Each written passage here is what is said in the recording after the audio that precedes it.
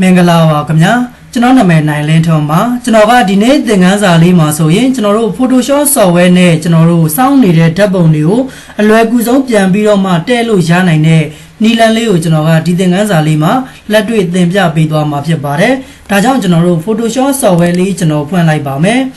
Photoshop software လေးထဲမှာကျွန်တော်ဒီမှာနမူနာအနေနဲ့မှတ်ပုံတင်လေးကိုကျွန်တော်ဓာတ်ပုံလေးရိုက်ပြီးတော့မှတစ်ချက်ဆန်းပြပေးသွားမှာဖြစ်ပါတယ်အဲ့တော့ကျွန်တော်တို့ကိုကမိတ်တူဆိုင်လေးဒီဇိုင်းဖွင့်ထားတယ်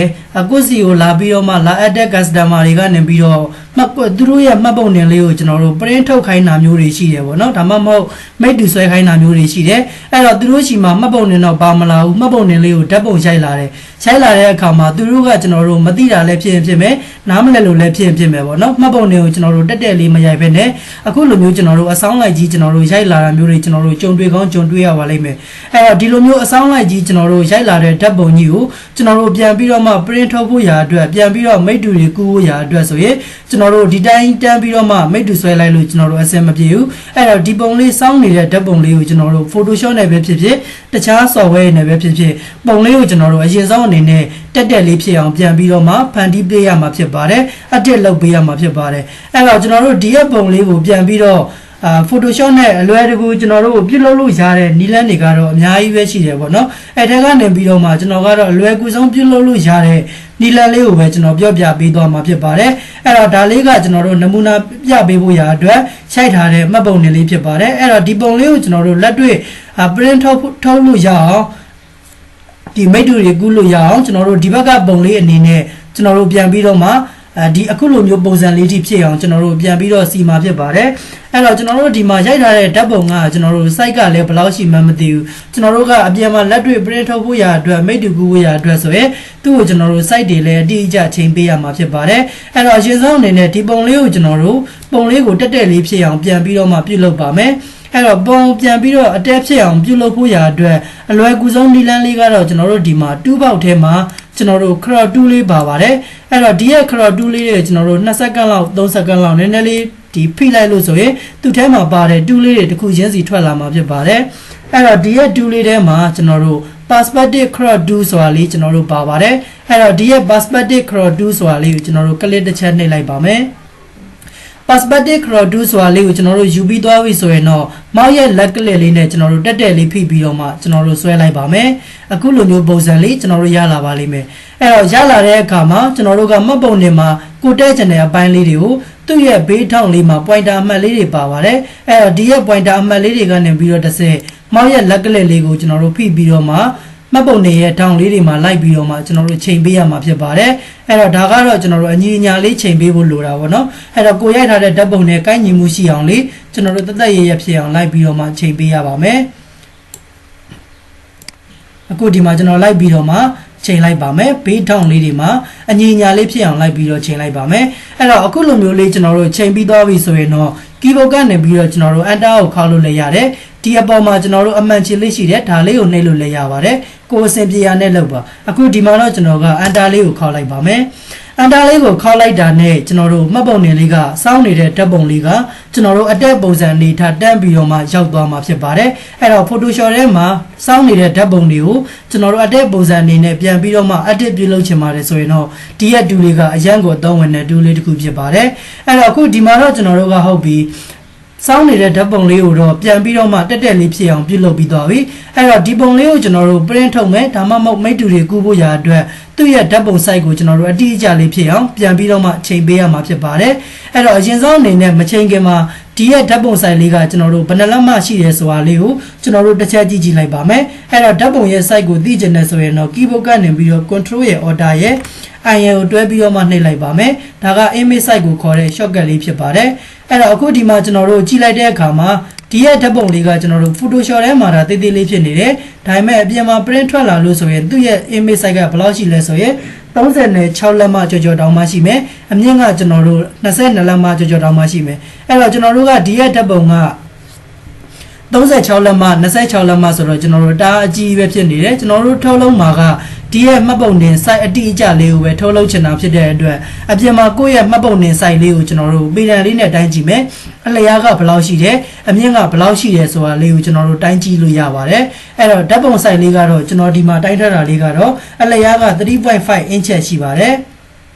ပြီးရင်ကျွန်တော်တို့အမြင့်ကတော့ကျွန်တော်တို့ 2.2 inch လောက်ရှိပါတယ်နှစ်လက်မနဲ့နှစ်စိတ်လောက်ရှိတယ်ပေါ့နော်ပြီးရင်တော့ကျွန်တော်တို့ဒီမှာ resolution ကို300လေးထားပေးလိုက်ပါမယ်အဲ့တော့ site လေးတွေကိုကျွန်တော်တို့အတိအကျချိန်ပြီးသွားပြီဆိုရင်တော့ okay လေးကိုနှိပ်လိုက်ပါမယ်အခုလိုမျိုးလေးကျွန်တော်တို့ site ကိုအတိအကျလေးချိန်ပေးရမယ်เนาะတကယ်လို့ site ကိုအတိအကျမချိန်မနဲ့ print သွားထုတ်လိုက်တယ်ဆိုရင်ကျွန်တော်တို့စာရွက်ကြီးနဲ့အကြီးပဲကျွန်တော်တို့ထွက်လာပါလိမ့်မယ်အဲ့တော့အခုဒီမှာကျွန်တော်တို့စောင်းနေတဲ့ဓာတ်ပုံလေးကိုလည်းအတက်ပြန်ပြီးတော့မှပြုတ်လုပ်ပြီးသွားပြီပြီးရင်ကျွန်တော်တို့ site လေးတွေလည်းချိန်ပြီးသွားပြီအဲ့တော့ site တွေလည်းချိန်ပြီးသွားပြီဓာတ်ပုံတွေလည်းပြန်ပြီးတော့မှအတက်အနေထားနဲ့ပြန်လုပ်ပြီးသွားပြီဆိုရင်တော့ကျွန်တော်တို့ print ထုတ်မယ်ကို print ထုတ်မဲ့စာရွက်လေးပေါ်မှာသွားပြီးတော့ဆင်ပေးရမှာဖြစ်ပါတယ်အဲ့တော့ကိုက print ထုတ်မှာက A4 စာရွက်နဲ့လား legal စာရွက်လား letter စာရွက်လားဒါလေးတွေကျွန်တော်တို့တစ်ချက်စဉ်းစားပေးရပါမယ်အဲ့တော့အသုံးအများဆုံးကတော့ A4 စာရွက်ဖြစ်တဲ့အတွက်ကျွန်တော်တို့ A4 စာရွက်လေးတွေကိုစီလိုက်ပါမယ်စာရွက်လေးအသက်တရွက်ခေါ်ပါမယ် file နဲ့ကနေပြီးတော့ new ဒါမှမဟုတ် keyboard က control နဲ့ n နဲ့ကိုနှိပ်ပြီးတော့လည်းခေါ်လို့ရပါတယ်အဲ့တော့အခုဒီမှာဒီနေရာလေးမှာ international paper A4 လေးကိုရွေးလိုက်ပါတယ် okay လေးနှိပ်လိုက်ပါမယ်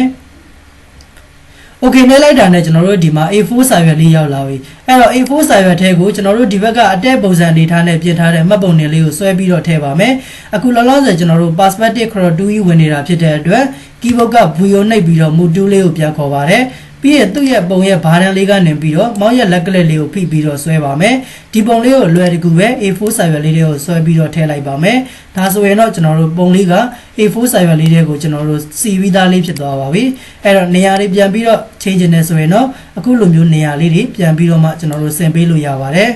အခုဒါဆိုရင်ကျွန်တော်တို့မှတ်ပုံနေရဲ့ရှေ့မျက်နှာစာလေးတော့ကျွန်တော်တို့ပြီးသွားပြီပေါ့နော်အဲ့တော့နောက်ဖက်အချမ်းလေးထပ်ပြီးတော့မှစီစဉ်ပေးဖို့ရာအတွက်နောက်ထပ်ပုံလေးထပ်ပြီးတော့ခေါ်လိုက်ပါမယ် control နဲ့ O နဲ့ကိုနှိပ်ပြီးတော့ကိုယ့်ရဲ့ကွန်ပျူတာထဲမှာရှိတဲ့ဓာတ်ပုံတွေကိုဖွင့်လို့ရပါတယ်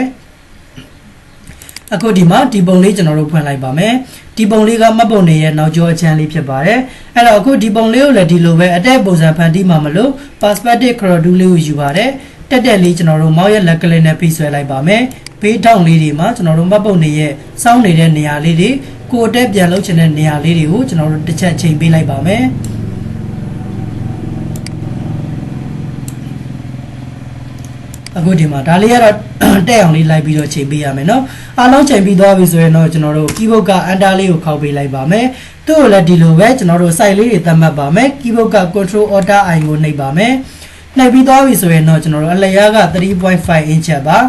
ပြီးရင်ကျွန်တော်တို့ဒီမှာအမြင့်ကကျွန်တော်တို့ 2.2 inch ပါပြီးရင် resolution ကိုကျွန်တော်တို့300လေးထားပေးပါမယ်အခုဒီမှာဒီနေရာလေးမှာကျွန်တော်တို့ unit ရွေးတဲ့နေရာလေးမှာတခြားဒီပါဆက်နေပစ်စဲတွေဝင်နေတယ်ဆိုရင်ကျွန်တော်တို့ inch ဆိုတာလေးကိုရွေးပေးရပါမယ် inch ဆိုတာကလက်မကိုပြောတာဖြစ်ပါတယ်အဲ့တော့ဒီကောင်လေးရွေးပြီးသွားပြီဆိုရင်တော့ okay လေးကိုနှိပ်လိုက်ပါမယ်နှိပ်ပြီးသွားပြီဆိုရင်တော့ဒီပုံလေးကိုလည်းစောနာခလိုပဲ A4 စာရွက်လေးတွေကိုကျွန်တော်တို့ဆွဲပြီးတော့မှထည့်လိုက်ပါမယ်အခုဒါဆိုရင်ဒီဘက်ကပုံတွေကကျွန်တော်တို့မလိုအပ်တော့ဘူးကလိုနဲ့ပိတ်လိုက်ပါမယ်ပုံသိမ့်ပါလားလို့မေးနေတယ်ကျွန်တော်တို့မသိမ့်တော့ပါဘူး no ဆိုပြီးတော့ပဲထားလိုက်ပါမယ်အဲ့တော့ဒီပုံလေးတွေကိုကျွန်တော်တို့အခုဒီမှာ A4 စာရွက်လေးတွေကိုကျွန်တော်တို့ပြန်ပြီးတော့မှအစီအစဉ်တခြားလေးထားပေးရပါမယ်အဲ့တော့ဒီလိုလေးထားပြီးသွားပြီဆိုမှကိုချိတ်ဆက်ထားတဲ့ printer လေးနဲ့ print ထုတ်မယ်ဒီလိုမျိုး print ထုတ်တဲ့အခါမှာကျွန်တော်တို့မှတ်ပုံတင်တွေကိုကျွန်တော်တို့ color နဲ့မထုတ်ချင်ဘူး black and white အဖြူအမဲနဲ့ပဲထုတ်ချင်တယ်ဆိုရင်တော့ဒီရဲ့ color တွေပါနေတဲ့ဓာတ်ပုံတွေကိုအဖြူအမဲအနေနဲ့ပြောင်းပေးဖို့လိုပါတယ်အဲ့တော့အဖြူအမဲအနေနဲ့ပြောင်းပေးဖို့ရာအတွက်ဆိုရင်တော့အလွယ်တကူ image တွေကနေမုတ်ထဲကိုသွားပါမယ် grayscale ဆိုတာလေးကိုကျွန်တော်တို့နှိပ်ပေးလိုက်ပါမယ်အဲ့တော့ဒီပေါက်လေးကျလာတယ်ဒီပေါက်လေးမှာ flatten နဲ့ cancel ရဲ့ dot flatten ဆိုပြီးပါနေတယ် flatten ဆိုတာက layer တွေကိုပေါင်းမှလားလို့မေးတာဖြစ်ပါတယ် dot flatten ဆိုတာတော့ layer တွေကိုမပေါင်းဘူးလားလို့မေးတာဖြစ်ပါတယ်အဲ့တော့ကျွန်တော်တို့ကဒီရဲ့ layer တွေကိုပေါင်းပြချင်တယ်ဆိုရင်တော့ flatten ဆိုတာနှိပ်မယ်မပေါင်းချင်ဘူးဒီတိုင်းပဲထားချင်တယ်ဆိုရင်တော့ dot flatten ကိုနှိပ်ပါအခုဒီမှာတော့ကျွန်တော်က flatten ပဲနှိပ်ပြီးတော့ discard လုပ်ပေးလိုက်ပါမယ်အဲ့တော့ layer တွေပါပေါင်းသွားပြီးတော့မှကျွန်တော်တို့ဓာတ်ပုံလေးကအဖြူအမဲပုံစံအနေနဲ့လည်းကျွန်တော်တို့ဖြစ်သွားမှာဖြစ်ပါတယ်အဲ့တော့ဒီရဲ့အဖြူအမဲပုံလေးကိုကျွန်တော်တို့ကိုယ့်ရဲ့ချိတ်ဆက်ထားတဲ့ printer လေးနဲ့ကျွန်တော်တို့ print ထုတ်လိုက်တယ်ဆိုရင်ကျွန်တော်တို့ပုံလေးကအဖြူအမဲဓာတ်ပုံအနေနဲ့ကျွန်တော်တို့ထွက်လာလိမ့်မယ်နောက်ထပ်မိတ်တူတွေကူးချင်တယ်ဆိုရင်လည်းဒီရဲ့ပုံလေးကိုကျွန်တော်တို့ထပ်ခါမိတ်တူတွေပြန်ပြီးတော့မှကူးလို့ရသွားပြီဖြစ်ပါတယ်အဲ့တော့အခုဒါဆိုရင်ဒီသင်ခန်းစာလေးမှာကျွန်တော်တို့စောင်းနေတဲ့ဓာတ်ပုံတွေကိုအတက်ပြန်ပြီးတော့ပြုတ်လုပ်တဲ့နီလန်နဲ့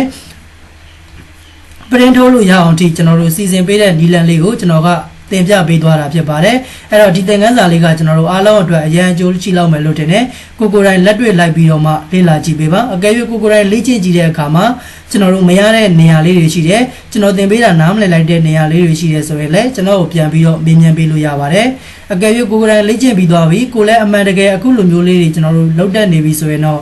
ဒီသင်ခန်းစာရဲ့ comment လေးမှာ DON done ဆိုပြီးတော့ရေးခဲ့ပေးပါအောင်ခင်ဗျာအခုဒါဆိုရင်တော့ဒီသင်ခန်းစာလေးကိုကျွန်တော်ဒီမှာပဲရှင်းနာလိုက်ပါမယ်အားလုံးအဆင်ပြေကြပါစေခင်ဗျာ